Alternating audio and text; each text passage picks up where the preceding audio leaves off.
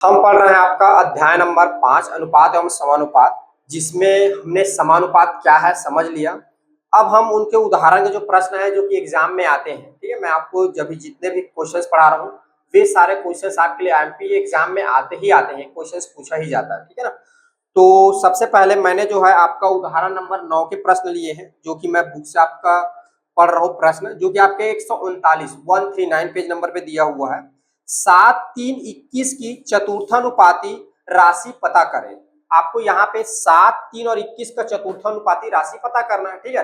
तो हमने समानुपात में देखा ए हमारा प्रथम पद, बी हमारा द्वितीय पद, सी हमारा तृतीय पद और डी जो होता है हमारा क्या होता है, चतुर्थ पद होता है, ठीक है ना। तो यहाँ पर देखिए 7, 3, 21 का चतुर्थानुपाती मैंने मान लिया क्या है, डी है। अब इस डी का जो है हमें मान निकालना है। हमने अभी पिछले क्लास में जो है इसका सूत्र पढ़ के आया हुआ है, ठीक है। आप चाहो तो डायरेक्ट उस सूत्र को लगा सकते हो, बीसी बटा ए वाला, ठीक है। तो ए की वैल्यू ए हो गया, बी की वैल्यू ए और सी की वैल्यू क्या हो जाएगी ये, और डी का वैल्यू हमें ज्ञात करना है। तो उस सूत्र में भी लगा सकते हो। मैं जो है सूत्र जो है आप लोग करके देखना। मैं जो है अगर आप सूत्र भूल जाओ तो परीक्षा में कैसे बनाओगे उसको बता रहा हूँ बिना सूत्र के, ठीक है। तो देखिए, तो 7, 3 तथा 21 का चतुर्थानुपाती क्या है, डी है। तो इसको कैसे लिख सकते हैं, 7, 3, 7 का अनुपात 3 समानुपात 21 अनुपात क्या हो जाएगा, डी हो जाएगा, ठीक है। तो ये कैसे लिखाएगा, इसको लिख सकते हैं 7/3 बराबर हो जाएगा 21/डी। जब तीजा गुणा करेंगे तो 7 गुणा डी बराबर हो जाएगा 21 गुणा 3। तो डी बराबर आपका होगा 21/3 बटा क्या हो जाएगा 7। देखिए 7 एकम और 7 तिया कितना होता है 21, तो डी बराबर आ जाएगा आपका 3 गुणा 3। तो अतः डी बराबर क्या हो जाएगा आपका 9। ये तो चतुर्थानुपाती क्या हो जाएगा आपका यहाँ पर, चतुर्थानुपाती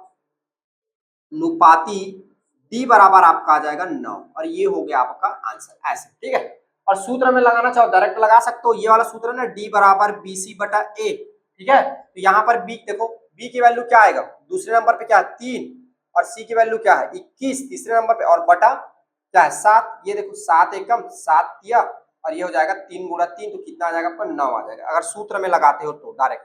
लेकिन बिना सूत्र के अगर सूत्र भी भूल गए हो तब के कंडीशन में ऐसे हल करो, ठीक है। देखिए मध्य अनुपाती, मैं प्रश्न रीड कर देता हूं, आपके बुक के प्रश्न में लिखा नहीं। प्रश्न नंबर है आपका 11, 6 और 54 का मध्य अनुपाती पता करें, ठीक है। 6 और 54 का क्या निकालना है आपको, मध्य अनुपाती निकालना है, ठीक है। तो मध्य अनुपाती निकालने का हमने सूत्र पढ़ा हुआ है, डायरेक्ट सूत्र का उपयोग कर सकते हो। क्या पढ़े हुए हैं, बी बराबर क्या पढ़े, वर्गमूल धन ऋण, सॉरी धन ऋण, बी बराबर धन ऋण वर्गमूल ए सी, क्या किए हैं ए गुणा सी, ठीक है। तो यहाँ पर क्या है आपका, ये ए है और ये क्या है आपका ये सी है, और बी का मान क्या करना है हमें निकालना है। लेकिन अगर सूत्र भूल जाए तब के केस में देखो बिना सूत्र कैसे बनाएंगे। हमें पता है जब कोई अनुपात में दिया है वो समानुपात में है, जैसे कि ये कैसा अनुपात में दिया हुआ है, समानुपात में, तो यहाँ का मध्य पद जो हो जाएगा डबल हो जाएगा। तो यहाँ पे क्या हो जाएगा 6 अनुपात बी समानुपात बी अनुपात क्या हो जाएगा आपका 54।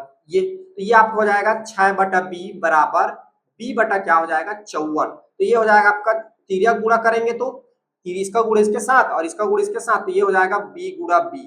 तो अतः बी की घात 2 बराबर हो जाएगा 6 गुणा 54, ठीक है।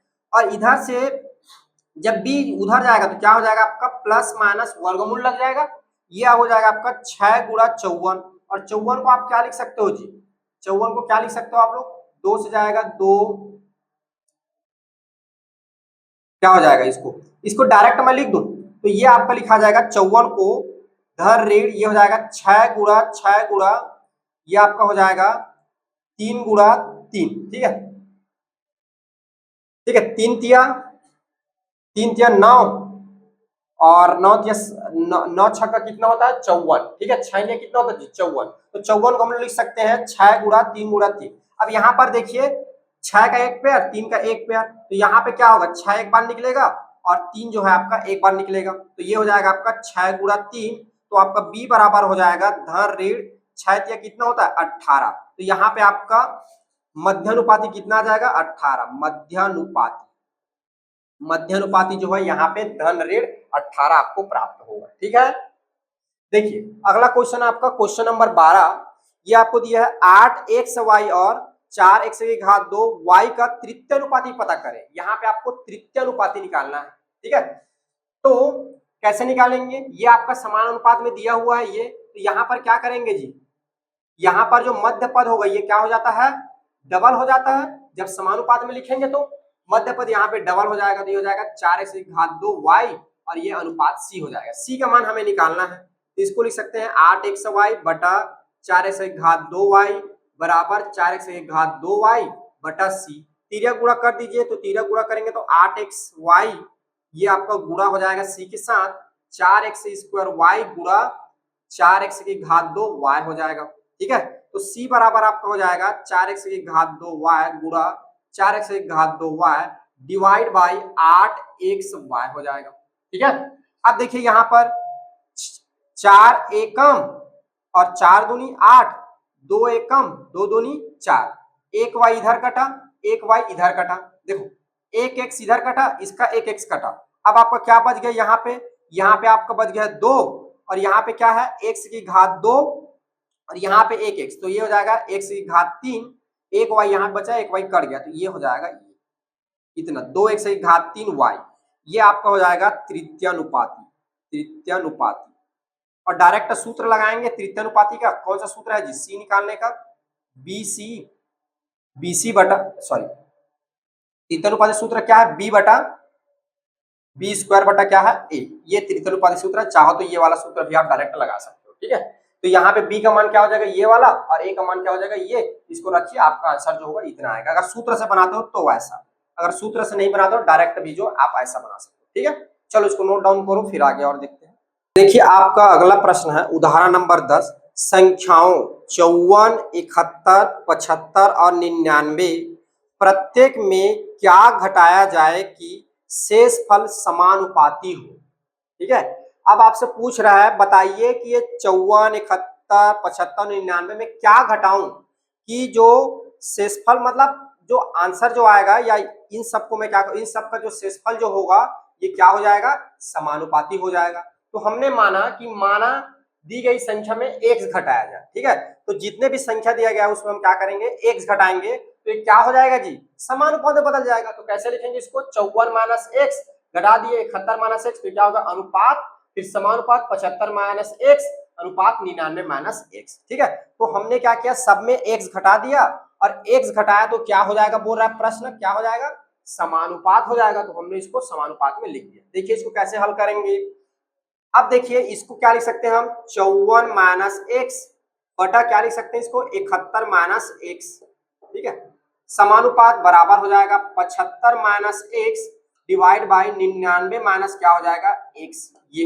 ठीक है, अब इसका हम यहाँ पे तिर्यक गुणा कर देंगे, तिर्यक गुणा करने पर, ठीक है, तिर्यक गुणा होगा तो क्या हो जाएगा 54 माइनस एक्स और ये हो जाएगा 99 ऋण एक्स बराबर इसका गुणा इसके साथ, ये हो जाएगा 71 ऋण एक्स और ये आपका हो जाएगा 75 ऋण एक्स। ठीक है, अब यहाँ पर जो है इसका गुणा कर दीजिए, 54 गुणा 99 के साथ करिए, 54 गुणा 99 के साथ करिए तो ये आएगा 53 46। अब इस 54 गुणा एक्स के साथ करिए तो ये हो जाएगा ऋण 54 एक्स, इस एक्स गुणा इसके साथ करिए तो ये हो जाएगा ऋण 99 एक्स और एक्स गुणा एक्स के साथ होगा तो ये हो जाएगा धन एक्स की घात 2।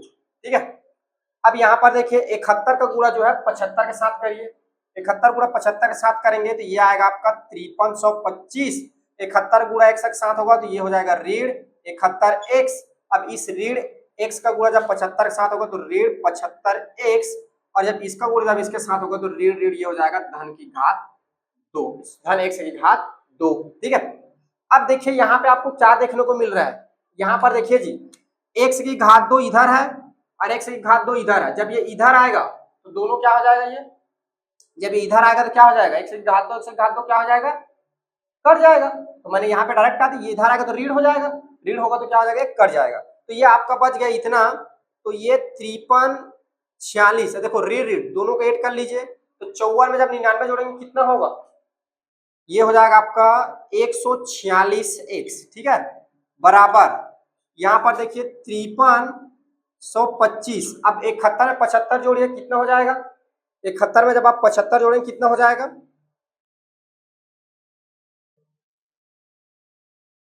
सॉरी जी जोड़ने में गलती करी थोड़ा सा, देखो ये आपका जो हो जाएगा ये 3 आ जाएगा और हासिल 1 आ जाएगा आपका, तो 9 10 हो जाएगा, ये आपका हो जाएगा 15, थोड़ी सी गलती हो गई, ठीक है। ये इसमें जब ऐड करूंगा तो ये हो जाएगा आपका 6 और 7 दूनी 14, 146 x, ठीक है, ये इतना आ जाएगा। क्लियर है। अब देखिए इसको जो है एक साइड x को रखिए और एक साइड जो है अचर वाला, तो मैं क्या कर रहा हूँ इधर जो है इसको जो है मैं उधर ट्रांसफर कर रहा हूँ, तो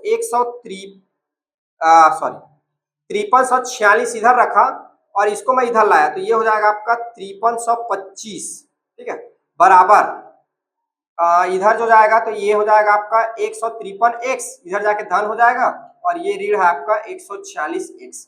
अब इसमें घटेगा तो 5346 में जब घटेगा तो घटा दो, ये हो जाएगा 1 और ये हो जाएगा 2 और ये दोनों कट जाएगा बराबर, इसमें घटेगा तो ये आ जाएगा आपका, अच्छा इसमें घटेगा 13 में 6 घटेगा तो ये हो जाएगा आपका 7 और इधर जो 5 ये पूरा कट जाएगा, तो ये आपका हो जाएगा 7x, तो x बराबर आपका हो जाएगा 21/7, तो अतः x बराबर जो है आपका आ जाएगा यहाँ पे 3, क्योंकि 7 एकम और 7 ते कितना होता है जी 21, 7 एकम और 7 ते कितना होगा यहाँ पे 21, ठीक है। तो अतः ये जो संख्याएं जो है इसमें कितना घटाएंगे 3 घटाएंगे, तो क्या हो जाएगा अपना समानुपात में कन्वर्ट हो जाएगा, ठीक है। इसमें क्या घटाएंगे 3 घटाएंगे तो इसका शेषफल क्या हो जाएगा समानुपात में ये बदल जाएगा। आया समझ में, ये आपका हो गया आंसर। आप चाहें तो नीचे जो है इन्वर्ट जो है अपने शब्दों में आप इसको लिख सकते हैं, ठीक है। देखिए अगला प्रश्न देखिए जो कि मोस्ट एमपी है एग्जाम के लिए, ये हर बार एग्जाम में पूछा जाता है और बड़े प्रश्न में यही आता है 5 नंबर में इस संख्या से, ठीक है। उदाहरण नंबर 13, यदि a अनुपात b समानुपात c अनुपात d हो तो सिद्ध कीजिए कि a की घात 2 ऋण c की घात 2 बटा b की घात 2 ऋण d की घात 2 बराबर ac बटा bd, ठीक है। तो यहां पर क्या है आपको ये अनुपात में दिया हुआ है तो ये सिद्ध करना है। तो सबसे पहले देखिए माना आपको क्या करना होगा, या दिया गया करके लिख सकते हैं, चूंकि देखो आपको क्या दिया है a अनुपात b समान अनुपात c अनुपात d दिया है, तो इसको लिख सकते हो a बट यहाँ पे ना चूंकि लिखने बजाय दिया गया लिखना ज्यादा अच्छा है, दिया गया है, ठीक है। ये तो ये क्या हो जाएगा a बटा b बराबर c बटा क्या हो जाएगा d हो जाएगा। अब यहाँ पे लिखोगे तो आप लिख सकते हो के नियम का उपयोग से, यहीं पर के नियम लगाएंगे, के नियम का उपयोग से अगर आप लिखना चाहते हो तो, नहीं तो क्या करो डायरेक्ट के मान लो, इसको माना a बटा बी बराबर c बटा डी बराबर, इसको आप मान लीजिए के माना, के मानना मतलब इसको बोलते हैं के नियम ही होता है, ठीक है।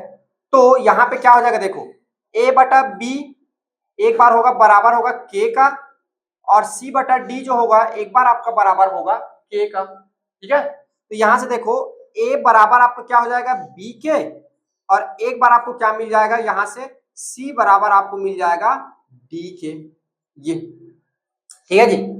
अब अपने को क्या करना है, ये जो है ये जो दिया हुआ है ये सिद्ध करना, तो यहां पे लिखेंगे तो लिख सकते हैं सिद्ध करना है।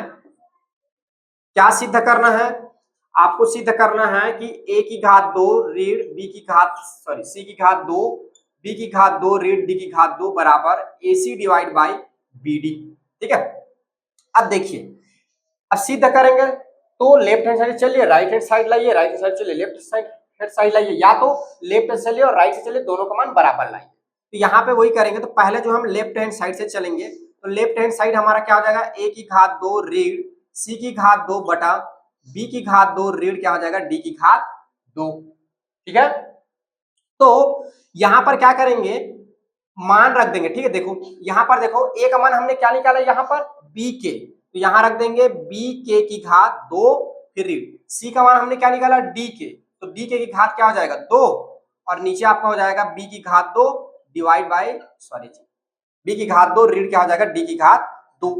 अब देखिए ऊपर क्या लिख सकते हैं b की घात 2 k की घात 2 ऋण d की घात 2 k की घात 2 डिवाइड बाय b की घात 2 ऋण d की घात 2, ठीक है। ये अब देखिए यहां पर ऊपर से मैं दोनों में से k की घात 2 k की घात 2 है, k की घात 2 बाहर निकाल दूं, ठीक है। तो k की घात 2 बाहर निकालूंगा तो क्या हो जाएगा देखो k की घात 2 बाहर निकालो अंदर बच जाएगा b की घात 2 ऋण d की घात 2 और नीचे आपका बच गया b की घात 2 ऋण d की घात 2। ये देखो b की घात 2 ऋण d की घात 2 ऊपर नीचे कर जाएगा, तो यहाँ पे आपका बच जाएगा k की घात 2 और इसको आप ले लीजिए समीकरण नंबर 1, ठीक है। अब जो है आप राइट हैंड साइड से चलिए, आरएचएस। आरएचएस आपको क्या दिया हुआ है, आरएचएस क्या दिया हुआ है, एसी बटा बीडी दिया हुआ है। ठीक है, तो यहां पर देखिए मान रखिए ए का मान क्या है जी, बी के, यहां से रखेंगे ए का मान क्या है, बी के, और गुणा हो जाएगा इधर सी पूरे का बटा सी का।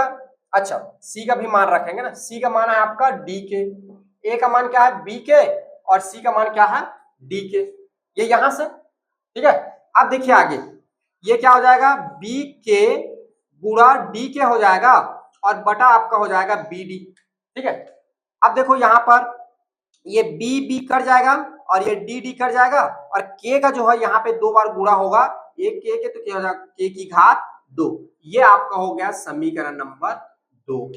तो अतः या लिख सकते हो समीकरण 1 और 2 से, समीकरण 1 और 2 से क्या देखने को मिल रहा है, लेफ्ट हैंड साइड में क्या दिया है, ए की घात 2 ऋण सी की घात 2 डिवाइड बाय बी की घात 2 ऋण डी की घात 2। इसको जब हमने हल किया तो के की घात 2 आया, और एक ए बटा सी और बी बटा डी को जब हमने किया तब भी कितना है, के की घात 2 आया। देखो यहाँ पर तो लेफ्ट हैंड साइड क्या हो रहा है, अतः राइट हैंड साइड के क्या हो जा रहा है, यहाँ पे बराबर हो जा रहा है। तो इस तरह से क्या हो जाएगा, ये रुग्ध होगा, ये सिद्ध होगा।